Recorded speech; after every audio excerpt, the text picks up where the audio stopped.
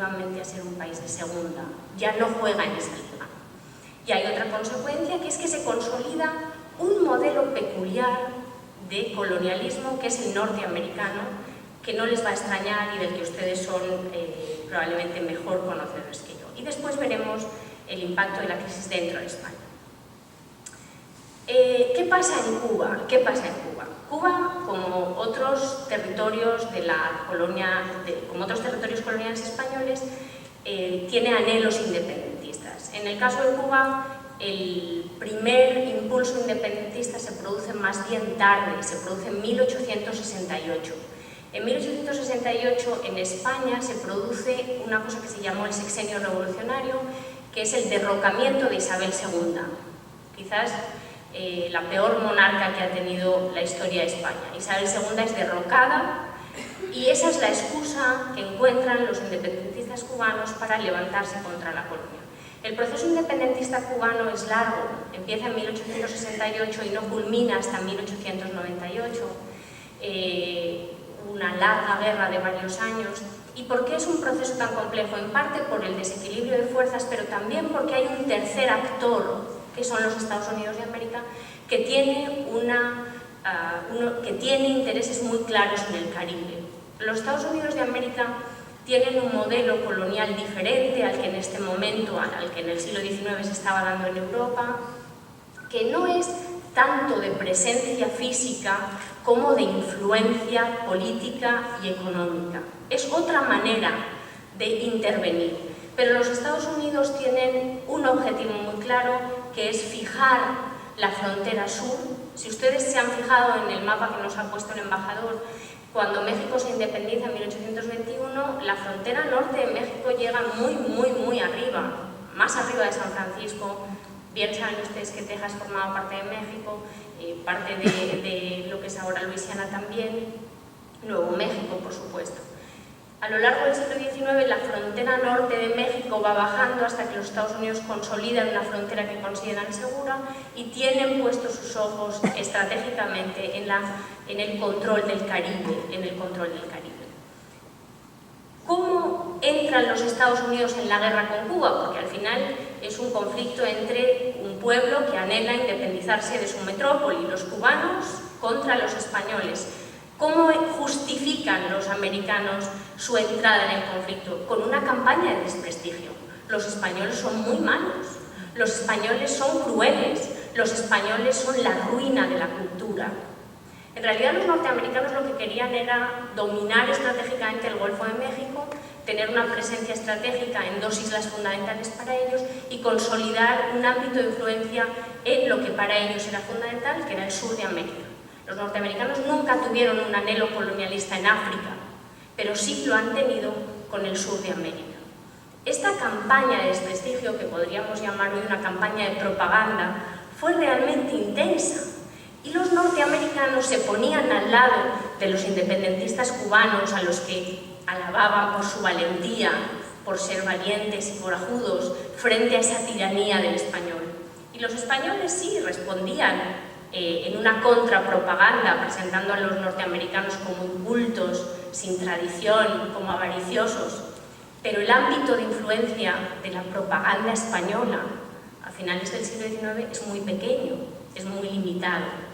A la propaganda o a la prensa española ya no se la lee en América. Aquí tienen ustedes, me parece especialmente interesante, un recorte de prensa norteamericano de finales del siglo, cuando todavía Cuba pertenecía a la colonia española, donde se explica muy claramente por qué los españoles, Spaniards, that's the right word, por qué los españoles somos crueles, y se ve, where is the red one? Y se ve cómo los españoles están asando a un hombre. Ven aquí, Spaniards roasting a man to death. Estos somos nosotros, porque los españoles son tan malos, por eso los norteamericanos pueden entrar en Cuba a apoyar a esos hombres corajudos y valientes que anhelan la independencia. Pero es muy interesante, y quiero entrar en detalle porque la leyenda negra tiene una larga trayectoria. Ese desprestigio del español es una construcción de propaganda que sobre todo se consolida en el siglo XIX, pero que todavía sorprendentemente tiene coletazos. Y me interesa subrayar que es propaganda, que no es historia. La historia tiene sus pros y sus contras, pero lo que sí saben los historiadores es que la moral se deja fuera. En la historia no se juzgan los hechos, se intenta comprenderlos en la medida en la que se puede. Y entonces aquí ven ustedes que se hace un repaso histórico de por qué los españoles son una raza cruel. No es una cuestión episódica que haya pasado en un momento dado de la historia. Desde los fenicios, y esto me parece muy curioso porque yo algo de historia he estudiado. Aquí se cita a los fenicios.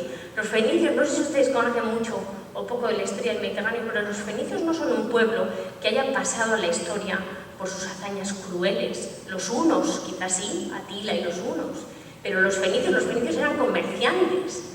Sin embargo, se reescribe desde la prensa norteamericana toda la historia de España para enlazarla en esta idea de Spaniards are cruel. Somos malos, y como somos malos, como los españoles hemos sido crueles, hemos venido a América a robar y a matar, por eso los norteamericanos tienen la autoridad moral de intervenir. Ese es el discurso que se fragua a finales del siglo XIX. Y hay otros textos. Aquí también se ve la reconstrucción de la historia. ¿Por qué los españoles son tan malos? Pues nos vamos a la Inquisición, nos vamos a otros momentos de la historia, con Cortés, México. Todo lo que han hecho los españoles entra en esa dinámica. Es verdad que España contesta, no se vayan ustedes a pensar que la prensa española en el siglo XIX no contestó a esta campaña de desprestigio, pero en el contexto internacional de finales del siglo XIX, la voz de los Estados Unidos de América es más fuerte que la de un imperio en decadencia como el de España. Los españoles presentan al americano como un avaricioso inculto que solamente quiere dominar las islas del Caribe. Insisten mucho en lo de la avaricia porque Estados Unidos intentó varias veces comprar Cuba y Puerto Rico antes de el desastroso episodio bélico de finales del siglo. Estos son los Estados Unidos vistos por la prensa española, pero no hay una elaboración tan compleja de la historia, de cuáles son las verdaderas razones de los norteamericanos para entrar en el conflicto. Después además de la campaña de descrédito, una consecuencia evidente de la guerra de 1898, la guerra de Cuba, es que se pierde el imperio colonial. Y este es un episodio. Aquí ven ustedes los restos de un barco norteamericano de Maine que entra en Santiago de Cuba, en La Habana, perdón, en enero del año 98, y salta por los aires. ¿Qué hace un barco norteamericano si en realidad el conflicto era un conflicto entre cubanos y españoles? No está esclarecida la razón por la que ese barco estalló. Hay todo tipo de literatura al respecto. Hay quienes dicen que fue una explosión intencionada provocada por los norteamericanos. Hay quien dice que no. Por supuesto, en la prensa de la época norteamericana los causantes son el enemigo, los españoles, pero es la excusa, es la espoleta. Es lo que faltaba para que Estados Unidos intervenga en la guerra. La explosión de un navío norteamericano. En este momento las razones o hasta dónde podamos, con los vestigios históricos que tenemos, saber quién o qué provocó la explosión del Maine, ya no es relevante. Lo que es importante es entender que fue la espoleta para el inicio de una guerra bastante corta en el tiempo, en el que en unos pocos meses la muy superior Armada Naval norteamericana derrota a los barcos españoles. Tal fue así que la mayoría de los barcos españoles se hundieron intencionadamente.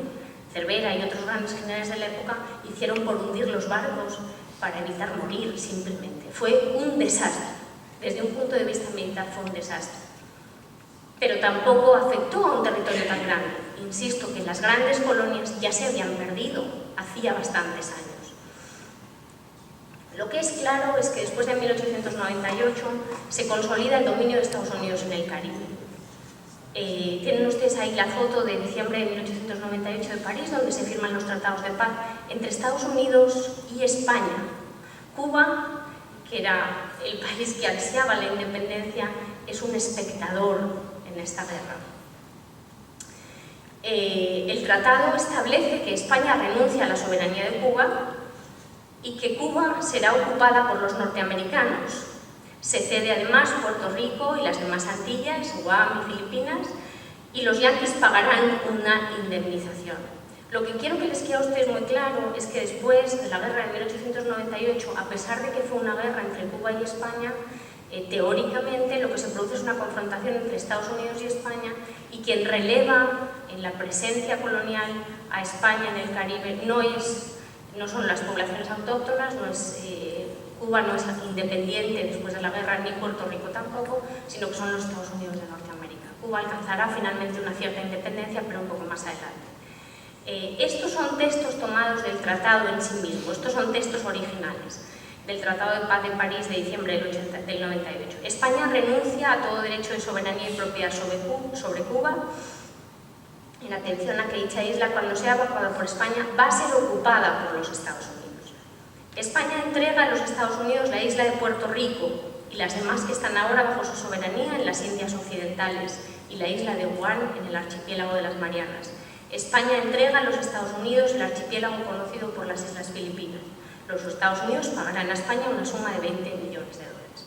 Por lo tanto, si miramos al aspecto internacional, hay que entender el desastre como una sucesión de dominaciones en el Caribe, donde España pasa a un segundo lugar y los Estados Unidos ganan un protagonismo. Y lo ganan además con una enorme autoridad moral. Ellos han construido toda una campaña de propaganda para legitimarse en sus intervenciones sobre los países de América. Porque son mejores, porque los españoles somos crueles, o los españoles de la época eran crueles. Esta es la consecuencia internacional más clara y desde luego la consolidación, la confirmación de que España ya no juega en la Liga de las Naciones Coloniales, España pasa a ser un país de segunda. ¿Qué pasa en España? ¿Cuál es el significado del desastre dentro del territorio nacional? Se produce una doble crisis, una crisis por una parte ideológica, una crisis, digamos, moral, si quieren ustedes, y también una crisis política. Más que una crisis política, se produce un cuestionamiento del sistema político, como no podía ser de otra manera para los que conocen un poco el siglo XIX español.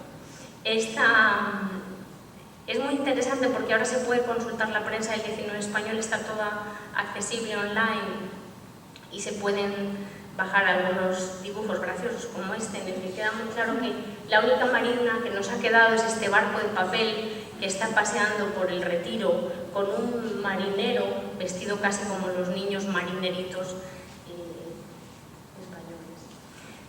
El 98 tiene dos dimensiones dentro del territorio nacional, una ideológica, es una crisis de la conciencia colectiva. Los españoles se dan cuenta de que España ya no es una potencia de primera, España es una potencia de segunda. En realidad, para quienes conocían el verdadero equilibrio de fuerzas, no sorprendió la derrota, pero había un absurdo entusiasmo entre los españoles por pensar que España era invencible y realmente 1898 es una bofetada en la cara para la conciencia colectiva.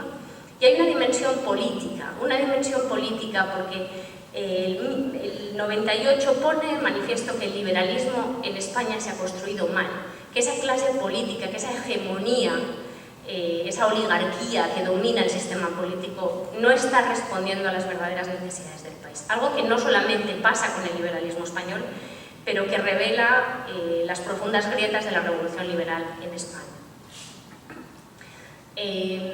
Voy a citar dos grandes pensadores que reflejan hasta qué punto hay una crisis moral. Ortega y Gasset dice claramente que en el 98 por primera vez España se enfrenta con su realidad, con una realidad que había cambiado al calor del movimiento obrero, de las nuevas alternativas políticas y de nuevas formas socioeconómicas que estaban surgiendo, pero que no había sido reconocida hasta ese momento.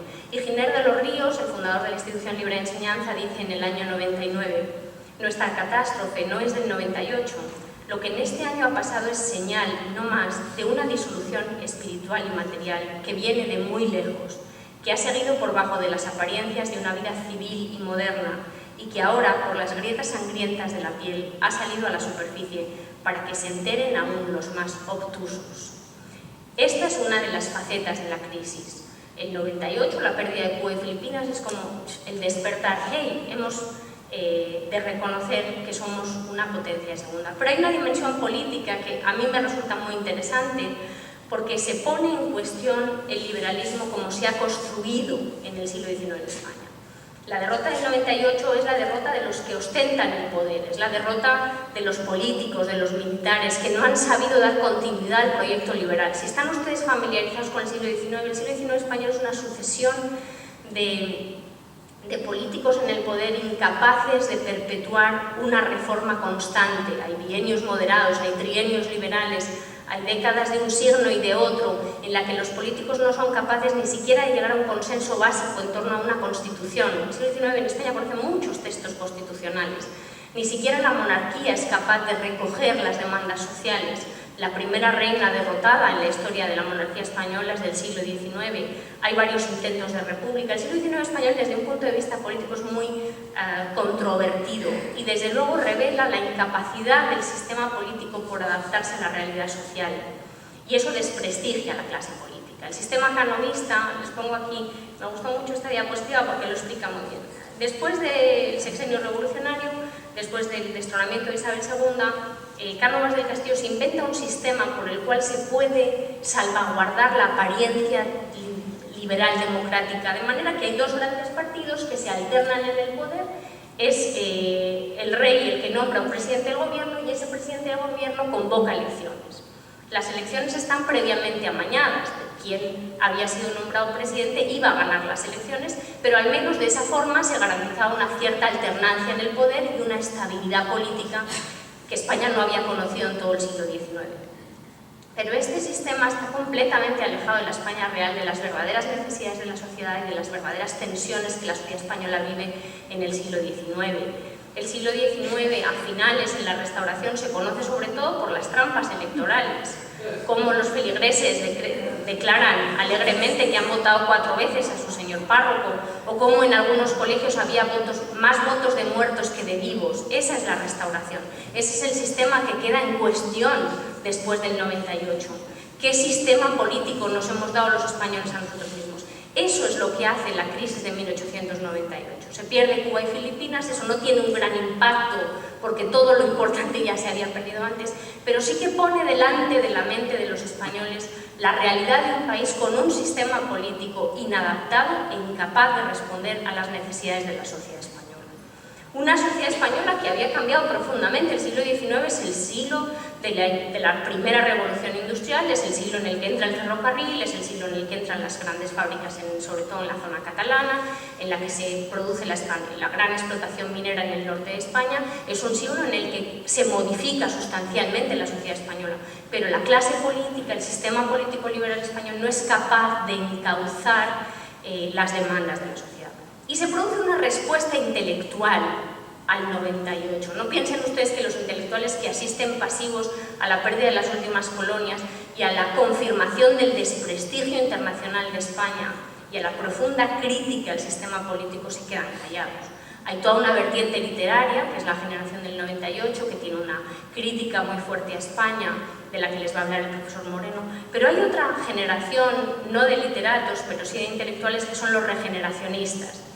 Los regeneracionistas son un grupo, quizás conozcan ustedes algunos nombres: Joaquín Mayada, Joaquín Costa, Lucas Mayada, Ricardo Macías Picabea, Damián Isern, algunos intelectuales menos conocidos que los grandes literatos, que insisten una y otra vez en la necesidad de regenerar el país. Quizás la mayor consecuencia del 98 sea esa insistente llamada a la regeneración. Se generaliza la preocupación por España. España es un problema, hay que regenerar España.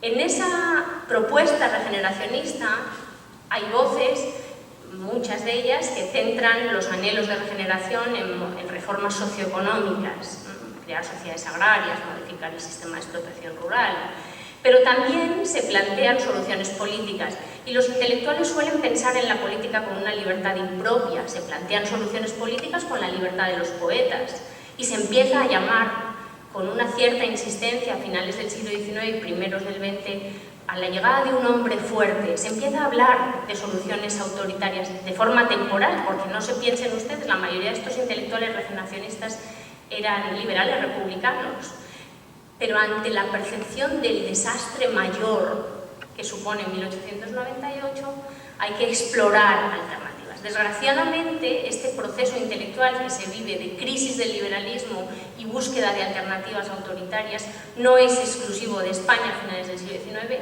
Europa conoce, otros países de Europa conocen procesos similares y todos sabemos que el siglo XX conoce bastantes dictaduras en Europa. España tuvo dos y otros grandes países europeos también. Les voy a leer un texto muy breve de Ricardo Macías Picabea, uno de estos autores regeneracionistas, preguntándose quién sería el gran artífice de la regeneración. ¿Quién ha de ser el genio de esta empresa? ¿El pueblo? Está atrofiado. ¿La monarquía se halla representada por un niño inconsciente y por una señora no enterada? Los partidos monárquicos son los autores de la ultimación del desastre. ¿Alguna clase social?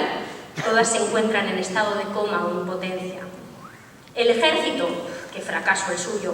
El clero, bueno está nuestro clero. ¿Quién pues? ¿Quién va a ser?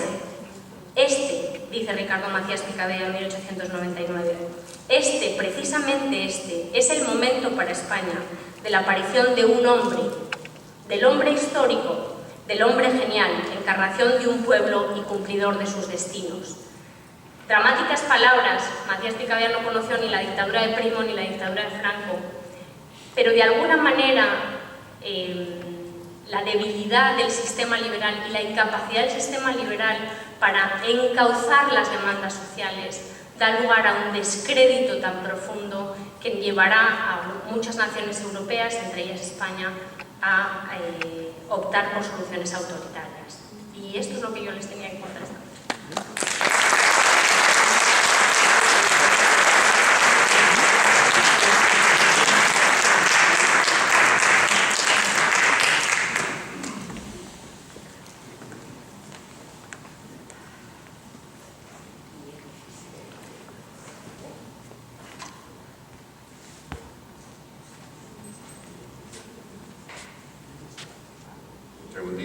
No se pongan nerviosos.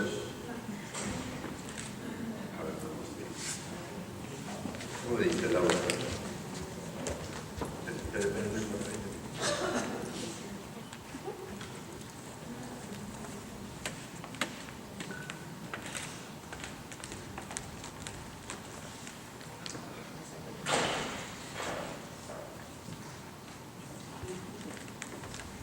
Ahora sí. Gracias, Laura. Ha sido muy interesante, como siempre. Y seguimos entonces con esta idea del 98, que como ella bien dijo, hubo un grupo de escritores, intelectuales, que reflejaron un poco ese sentimiento pensando las consecuencias de este año 98. Es lo que se llamó la generación precisamente del 98. Una generación que es un término histórico, sociológico. Para que haya una generación tiene que ser gente más o menos de la misma edad, entre 10 y 15 años, todos con la misma formación, todos ellos fueron periodistas, licenciados, varios de ellos en Derecho, y cambiaron un poco la perspectiva literaria de lo que había sucedido antes. De ellos, como ven, hay los más representativos, porque algunos incluyen más personas o no. Yo he elegido más o menos estos, que son tres vascos: Pío Baroja, Miguel de Unamuno, Ramiro Maeztu. Hubo dos andaluces, que son Ángel Ganivet, granadino, y Antonio Machado Sevillano. Un gallego, Ramón del Valle Inclán, y José María Martínez Ruiz Azorín, que era levantino. Como ven, entonces, no había ninguno de Madrid, pero fue precisamente Madrid la ciudad que los recogió a ellos, que los incitó a mantener entonces esa unidad entre ellos y esa crítica sobre la situación española. Como ven, ahí les he puesto también los años que fallecieron, porque es interesante que 3 de ellos murieron justo cuando empezó la Guerra Civil Española, que son Unamuno a final de año, Maeztu, que es la mitad del año, y después Ganivet en el 98, y Ramón de Valle Inclán en enero, para decir que ya vino después con la guerra otra generación. Estos fueron los que sintieron y vivieron las consecuencias del 98. Tuvo un Ángel Ganivet, que vemos ahí en el centro, fue, según se suele decir, el iniciador o el precursor. Ángel Ganivet nació en Granada, estudió Derecho, y después, cuando no encontraba lugar en la universidad, entró en el sistema consular español y fue destinado a Amberes. Allí pasó 4 años que fueron muy importantes para él. Se suele decir que cuando uno sale de su país es cuando mejor ve y critica y opina sobre lo que está sucediendo. Y él fueron muy importantes esos 4 años. Después pasó 2 años más en Helsinki, hasta que se cerraron el consulado, y finalmente terminó en Riga. Él escribió una gran obra que es Ideario en Español. Fue la obra muy importante para toda la generación del 98, amigos de él, de Ganivet, sobre todo Unamuno, porque él estudia a fondo lo que era el ser y la historia de España, profundamente, no anecdóticamente, sino analizando bien esa situación de lo que era España. Y justamente lo que se ha oído varias veces, hablando de la decadencia, justamente habla de ese gran imperio español que nos dejó, como él bien dice, un cuartel de reserva, un hospital de inválidos y un semillero de mendigos. Es la misma crítica, si ustedes se acuerdan, que ya la novela picaresca, Cervantes, Quevedo, todo en el siglo de oro, habían criticado esta situación. Es decir, que en lugar, según Ganivet, en lugar de estos reyes de preocuparse por España, se preocupaban por el exterior y se olvidaron de lo que era el país y de su pueblo. Él dice que la causa de todo esto le achaca al estoicismo platónico de la tradición española, ligada un poco a las 2 religiones predominantes, por supuesto el cristianismo, pero también el islamismo, que durante casi 8 siglos estuvo dominando en parte de España.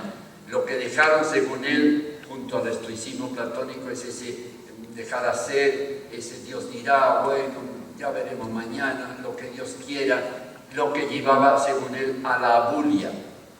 Abulia, palabra griega, que significa no voluntad, es decir, no reaccionar, no voluntad, no tengo deseos de cambiar nada. Y eso es lo que, según Ganivet, estaba pasando en España. El remedio era un cambio completo, una revolución espiritual, pero no espiritual en el sentido religioso, sino espiritual en el sentido de las ideas. Había que renovar las ideas, había que tener ideales para esa España que estaba sufriendo tanto, y solo así se iba a poder cambiar a la gente. Había que informar también a todos y educar a la gente. En España en esa época había mucho analfabetismo, la gente era inculta, había mucha gente pobre, entonces había que renovar la conciencia de estas gentes, porque según él decía, las inteligencias más humildes comprenden las ideas más elevadas. Había que sembrar esas ideas elevadas. Ganivet, en el 98, justamente después de estas noticias de estas 3 pérdidas de las últimas colonias españolas, tuvo una crisis muy profunda, estaba enfermo de sífilis, la compañera sentimental lo dejó y no encontró más solución que el suicidio, se tiró en Riga al lago. Sus ideas se plasmaron muy bien en un grupo de intelectuales que hemos mencionado antes, hasta tal punto que se le llamó a estos escritores, a esta época, la edad de plata de las letras. La edad de oro había sido entonces con los grandes Cervantes, Quevedo, Calderón, etc. Esta era de plata porque fueron los que cambiaron realmente, dieron un vuelco a la literatura española. Hay que mencionar, por su parte, en este cambio de la manera de expresarse, la reacción contra lo que se estaba escribiendo hasta entonces. En el siglo XIX, el romanticismo alemán influye en Francia y en España. Frente a ellos sale el realismo, surge el realismo, con Balzac en Francia o en España los escritores realistas. Y frente a ese realismo, estos escritores del 98 quieren reaccionar con el impresionismo. Ya en pintura Manet había proyectado esas imágenes impresionistas y ellos quieren también tratar esa realidad, pero no tal cual es, sino tal como yo siento esa realidad. expresar esa realidad transformada a través del pensamiento de cada uno. Entre ellos el gran artista, el gran escritor, el que renovó incluso la manera de escribir contra el barroquismo excesivo anterior. Es una frase sencilla, fue Azorín, frase sencilla, la sintaxis clara. Él decía que es un placer poder expresar con palabras simples la belleza de las cosas. Ese fue Azorín. Es un deleite leer sus obras, sobre todo las que tratan del pueblo español de Castilla o de los pueblos, así como cuando trata de los personajes que habían sido célebres en la literatura, como Don Juan y Doña Inés. Entonces él hace un cambio, una vuelta atrás al pasado,